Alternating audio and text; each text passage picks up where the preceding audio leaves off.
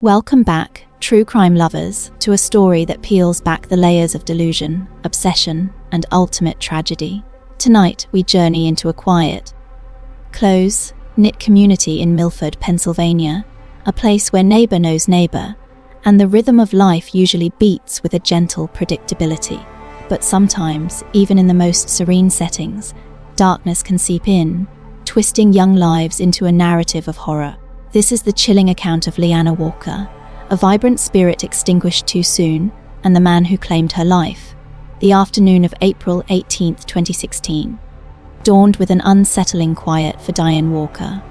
Her heart, however, pounded with a growing dread that no amount of spring sunshine could dispel. She dialed the Milford, Pennsylvania police, her voice trembling slightly as she reported her 17-year-old daughter Leanna missing. Initially, the officers were unconcerned, a reaction that stung Diane, but one she could grudgingly understand. They knew Leanna wasn't kidnapped in the traditional sense. She had left of her own accord. In the weeks leading up to this day, Leanna had confided in friends and family about her intentions to run away with her boyfriend, 24-year-old Sky McDonough. Leanna's friends, many of whom had grown up alongside her in their tight-knit African-American community, had voiced their concerns, pleading with her to reconsider. They thought she was crazy to even suggest such a thing with McDonough. Not only was he 7 years older than Leanna, a significant age gap for a high school junior, but he was, to put it mildly, creepy. Her friends described him as a bit off in the head. Even as far back as high school, Sky McDonough's classmates had noticed his strange behavior. There was one particularly unsettling incident when someone had mentioned to him that he had bad breath. He picked up dirt from the ground and ate it, claiming that soil from the earth was all that one needed to rid the body of toxins like the germs that cause bad breath. On his social media, Sky McDonough professed himself to be a Rastafarian, a religion developed in Jamaica with the belief that a god named Jah resides within every individual. The religion emphasizes natural living, specific dietary requirements, wearing the hair in dreadlocks, and includes the smoking of marijuana as a sacrament. However, those who knew McDonough saw a stark contrast to this image. He came across as a typical all-American clean-cut young man. Nothing that would even slightly resemble a stereotypical Rastafarian. He mostly enjoyed the part that emphasized smoking weed, and had even been arrested for possession of drug paraphernalia.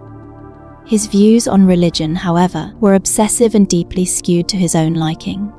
On Facebook, he posted loose interpretations of biblical quotes and 2-hour videos of religious readings that he believed to be lost books of the Bible. His own beliefs, perhaps fueled by his drug use, were extreme. He believed God didn't like tattoos and would banish a person to hell for having them. He believed men should marry young and have many wives. Chillingly, he often quoted passages from the Bible that suggested if a man's wife ever left him, he should kill her. Leanna Walker and Sky McDonough met in January 2016 through a mutual friend. Despite their age difference, the two began dating, and almost immediately, McDonough became possessive of Leanna. He began calling her his wife, a deeply unsettling term given their short relationship and Leanna's age. Leanna was in her junior year at Delaware Valley High School, thriving in a community that valued education and camaraderie. But McDonough couldn't stand the thought of her being around other boys at school all day without his supervision. It drove him crazy, and he made sure Leanna knew it. At McDonough's insistent request, Leanna dropped out of school and enrolled online to study for her high school equivalency exam. Anything, it seemed, to keep her new boyfriend happy and appease his escalating jealousy. By February, McDonough found himself without a place to live. Diane Walker, despite her strong disapproval of the age difference between her daughter and McDonough, felt a pang of pity for the young man. Although she didn't know him well, she allowed him to stay in a spare room at their home. It was to be temporary, she told herself, just until he got back on his feet again. Over the next several weeks, Diane got a clear, horrifying view of what kind of person Skye McDonough truly was. Living with him in the house was pure insanity. His moods were prone to sudden and unpredictable changes. At times, he was violent and threatening. He was clearly not mentally stable, but his control over her daughter was overwhelming. Leanna, however, was infatuated. She was in love, and there seemed to be no stopping it. He had spent over 2 weeks in their home, but the breaking point came when McDonough told Diane that if Leanna ever left him, he would burn the whole family down. This was more than Diane could take. She called the police and had McDonough forcibly removed from their home. By March, however, McDonough's strange behavior had escalated even further, leading to his admission as a psychiatric patient to Bon Sakers Community Hospital in Port Jervis, New York. Due to closed medical records, the exact reason for his admission remains unclear, but he spent the majority of March in the hospital. Diane Walker, protective of her daughter, forbade Leanna from visiting him during his stay. Yet, as soon as he was released, Leanna, with a mother's worst fears confirmed, secretly wired him money for a bus ticket back to Milford. Though McDonough was no longer welcome in the Walkers' home, Leanna's younger brother, always watchful, called his mother when he saw McDonough and Leanna together in the house. When Diane Walker got home on the afternoon of April 18, both Skye and Leanna were gone. They had run away together. Diane had no idea then that she would never see her daughter alive again. On the very day he and Leanna disappeared, McDonough changed his Facebook profile image to a black and white photo of himself hugging Leanna from behind, his hands across her breasts as he kissed her on the cheek. It was a chilling testament to his possessiveness. Diane had initially reported her daughter missing as a runaway, but as several days passed without a single word from Leanna, a deep alarm began to set in. That wasn't like her. Leanna would have called. She would have known that her family was worried sick. Driven by an unshakable sense of dread, Diane pressured the police to change the case from a runaway to a kidnapping. She recounted to them Skye McDonough's past threats against their lives, articulating her fear that he might have done something terrible to Leanna. If this deep dive into the tragic story of Leanna Walker is keeping you on the edge of your seat, please take a moment to hit that like button. It truly helps us bring more untold stories to light. For days, police searched the dense forests of the area using helicopters and dogs, but they found nothing. The vast, unforgiving landscape seemed to swallow every trace. 8 agonizing days had passed since Leanna had gone missing when, on April 26, Skye McDonough was spotted in New Jersey. A warrant for his arrest had already been issued in that state on burglary and trespassing charges. He had been breaking into homes, stealing food to survive in the week since he and Leanna had been gone. By April 26, he had made his way back to Milford. In a bizarre twist of fate, he ran into a friend at a local supermarket, a place so familiar to both him and Leanna. McDonough, with a strange mix of bravado and desperation, bragged to the friend that he was wanted by police and had been living in the woods with a girl. That friend, however, immediately called the police to report his location. When officers approached McDonough, he bolted. After a short chase and a taser deployment, he was finally arrested, but there was still no sign of Leanna. McDonough, his voice calm but his eyes darting, told police that he and Leanna had been camping. He claimed he had given her instructions to run away if he didn't return soon. Officers demanded that McDonough show them where they had been camping. He led them to a dense wooded area north of Milford on Foster Hill Road, a place he knew intimately, having worked at a nearby llama farm. McDonough knew the forest around the llama farm well. He knew the trails, he knew the hills, and he knew places to hide. As police trudged through the woods for hours, a chilling realization dawned on them. He had been leading them around in circles, a cruel game of cat and mouse designed to waste precious time. When McDonough saw his chance, he ran again, still handcuffed and shirtless, disappearing deep into the woods. Local Milford police called in Pennsylvania State Police to help search the sprawling llama farm for him. Just before noon the following day, McDonough was again taken into custody. As police tirelessly searched for Leanna, McDonough sat in jail, maintaining a facade of innocence. "We ran away together," he insisted to the authorities. "That's it. I didn't hurt her. We went to the llama farm and afterwards I went to get a check and I got caught by police. I don't know what happened to her. Search and rescue crews, including helicopters and sniffer dogs, continued their exhaustive efforts around the llama farm, a place that now held a sinister weight. Almost 3 weeks into the search, a dog alerted its handler to a grim discovery: human remains in a shallow grave. It was the body of Leanna Walker.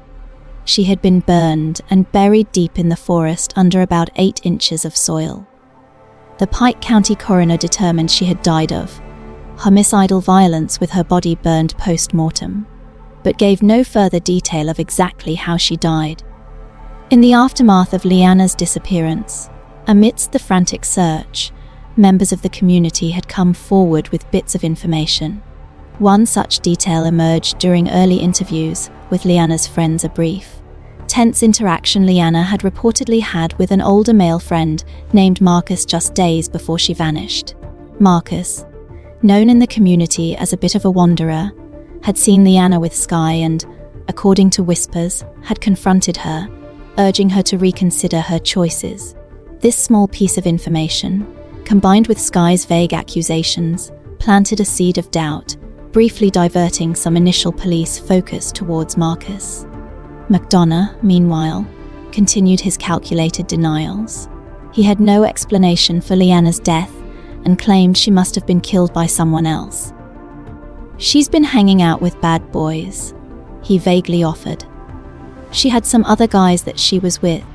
He offered no description of who these other guys were, but he told police he believed they were most likely responsible for her death. The police, for a brief period, considered all possibilities, including the possibility that these other guys existed, even if Marcus's involvement was minimal.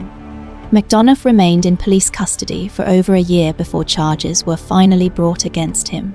He was charged with first-degree murder, kidnapping, interference with the custody of children, flight to avoid apprehension, and tampering with evidence.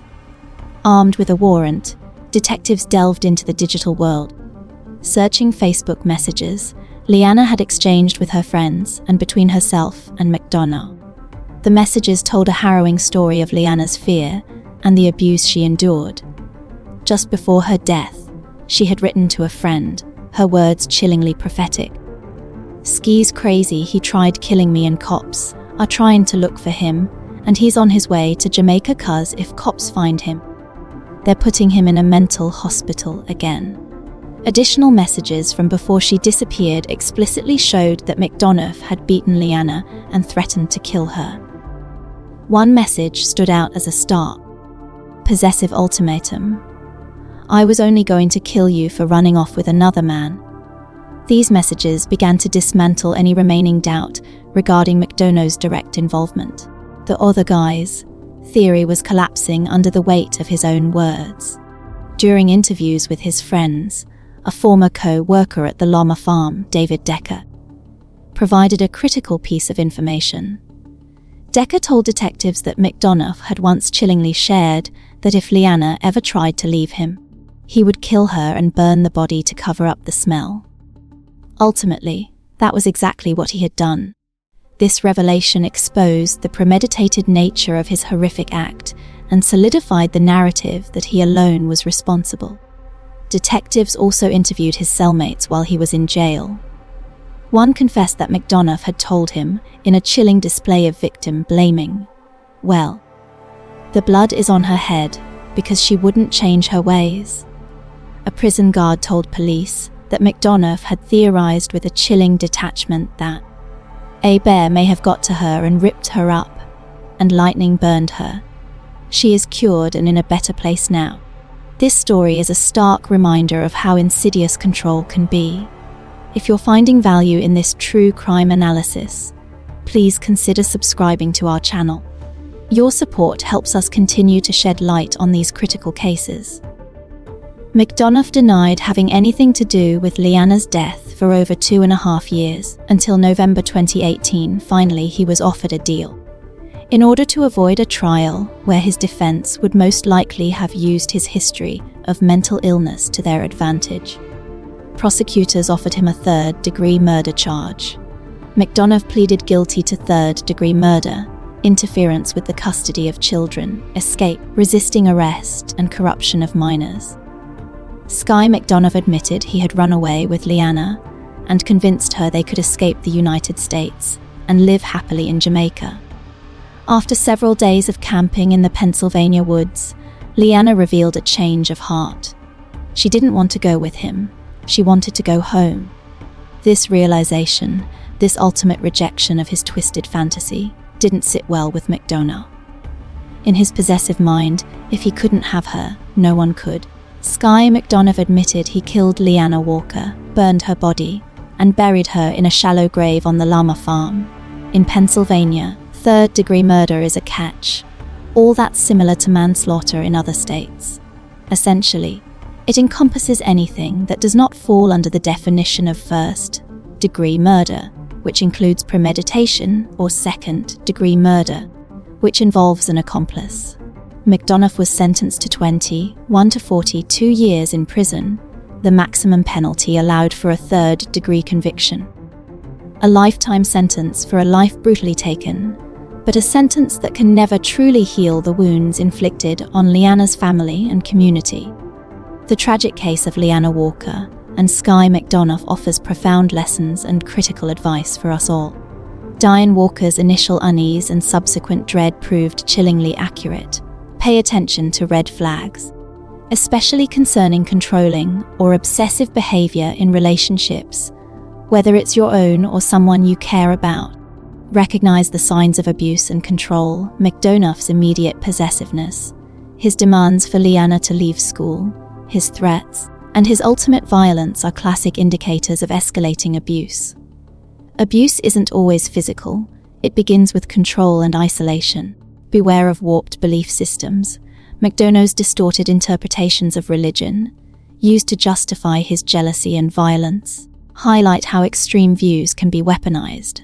Be wary of anyone whose beliefs seem to justify harm or control over others. The importance of intervention. While Diane bravely intervened by having McDonough removed from her home, the insidious nature of his control over Leanna made it difficult to fully separate them. It is crucial to support those in abusive relationships and provide safe avenues for escape. Mental health is critical. McDonough's documented psychiatric admission points to underlying mental instability. This case underscores the societal need for accessible and effective mental health services, as well as the importance of recognizing when an individual's behavior poses a danger to themselves or others. Community vigilance. The quick actions of Leanna's brother and Sky's friend in reporting his location demonstrated the power of a vigilant community in aiding law enforcement. If you see something concerning, speak up. Leanna Walker was just beginning her life, full of promise and dreams.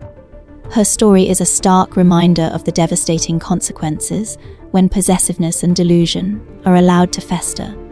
We must continue to educate ourselves and others about the warning signs and empower those who need help to break free from dangerous situations.